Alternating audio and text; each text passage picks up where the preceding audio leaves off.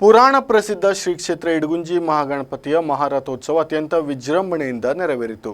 ಸುತ್ತಮುತ್ತಲಿನ ಬಹುತೇಕ ರೈತರು ತಾವು ಬೆಳೆದ ಬೆಳೆಗಳನ್ನು ತಂದು ದೇವರಿಗೆ ಕಾಣಿಕೆಯಾಗಿ ಸಮರ್ಪಿಸಿದರು.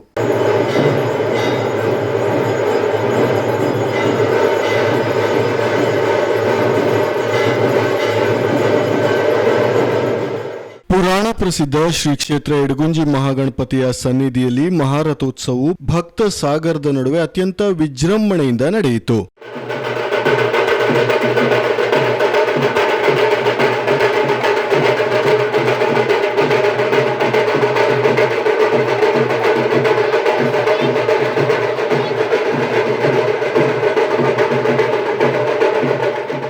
ಮಧ್ಯಾಹ್ನ ಶ್ರೀದೇವರ ರಥಾರೋಹಣ ನಡೆಯಿತು. ಶ್ರೀ ಕ್ಷೇತ್ರದ ಪ್ರಾಚೀನ ಪರಂಪರೆ, ಅನಾದಿಯಿಂದ ಬಂದ ಸ್ಥಳ ಸಂಪ್ರದಾಯ, ಧಾರ್ಮಿಕ ಪೂಜಾ ವಿಧಿವಿಧಾನಗಳು ನೆರವೇರಿದವು. ಭಕ್ತರಿಗೆ ದೇವರ ದರ್ಶನಕ್ಕೆ ಅನುಕೂಲವಾಗಲು ಸಕಲ ರೀತಿಯ ವ್ಯವಸ್ಥೆಯನ್ನ ಕಲ್ಪಿಸಲಾಗಿತ್ತು. ರಥಸಪ್ತಮಿಯ ದಿನ ಸುತ್ತಮುತ್ತಲಿನ ಬಹುತೇಕ ರೈತರು ತಾವು ಬೆಳೆದ ಬೆಳೆಗಳನ್ನು ತಂದು ದೇವರಿಗೆ ಕಾಣಿಕೆಯಾಗಿ ಸಲ್ಲಿಸುತ್ತಾರೆ. ಅಡಿಕೆ ಕೊನೆ, ತೆಂಗಿನಕಾಯಿ, ಬಾಳೆಗೊನೆಗಳನ್ನ ರಥಕ್ಕೆ ಕಟ್ಟಿ ಉತ್ತಮ ಫಸಲಿಗಾಗಿ ಬೇಡಿಕೊಂಡ್ರು. ಇನ್ನು ರಥೋತ್ಸವಕ್ಕಿಂತ ಪೂರ್ವದಲ್ಲಿ ಬಲಿ, ಸ್ಥಳ ಶುದ್ಧಿ ನಡೆಯಿತು. ತದನಂತರ ದೇವರಿಗೆ ಪಲ್ಲಕ್ಕಿಯಲ್ಲಿ ತಂದು ದೇವಸ್ಥಾನದ ಸುತ್ತಲೂ ಪ್ರದಕ್ಷಿಣೆ ಮಾಡಿ ಧಾರ್ಮಿಕ ವಿಧಿವಿಧಾನಗಳನ್ನು ನಡೆಸಿ ರಥೋತ್ಸವದಲ್ಲಿ ಕೂರಿಸಲಾಯಿತು. ಈ ಸಂದರ್ಭದಲ್ಲಿ ಬಳಕೂರು ಗ್ರಾಮ ಪಂಚಾಯತ್ ಮಾಜಿ ಅಧ್ಯಕ್ಷರಾದ ಕೇಶವ ನಾಯ್ಕ್ ಮಾತನಾಡಿ, ರಥಸಪ್ತಮಿಯ ದಿನ ಮಹಾಗಣಪತಿಯು ಎಲ್ಲರಿಗೂ ಒಳ್ಳೆಯದನ್ನ ಮಾಡಲಿ. ಕ್ಷೇತ್ರದಲ್ಲಿ ಸಾವಿರಾರು ಭಕ್ತರು ಮಹಾಗಣಪತಿಯ ದರ್ಶನ ಪಡೆದು ಪುನೀತರಾಗುತ್ತಿದ್ದಾರೆ. ಮಹಾಗಣಪತಿ ಎಲ್ಲರಿಗೂ ಒಳ್ಳೆಯದನ್ನ ಮಾಡಲಿ ಎಂದರು.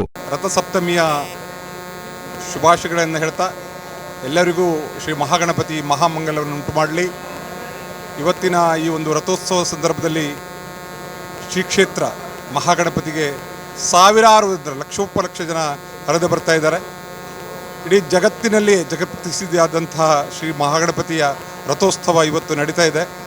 ಸರ್ವರು ಶ್ರೀ ಮಹಾಗಣಪತಿಯ ದರ್ಶನವನ್ನು ಮಾಡಿ ಪುನೀತರಾಗಬೇಕು ಮತ್ತು ಅವನ ಆಶೀರ್ವಾದ ಎಲ್ಲ ಜನತೆ ಮೇಲೆ ಸದಾ ಇರಬೇಕು ಅಂಥೇಳಿ ನಾನು ಸಹ ಕುಟುಂಬ ಸಮೇತನಾಗಿ ಬಂದು ಶ್ರೀ ಮಹಾಗಣಪತಿಯ ದರ್ಶನವನ್ನು ಮಾಡಿದ್ದೇನೆ.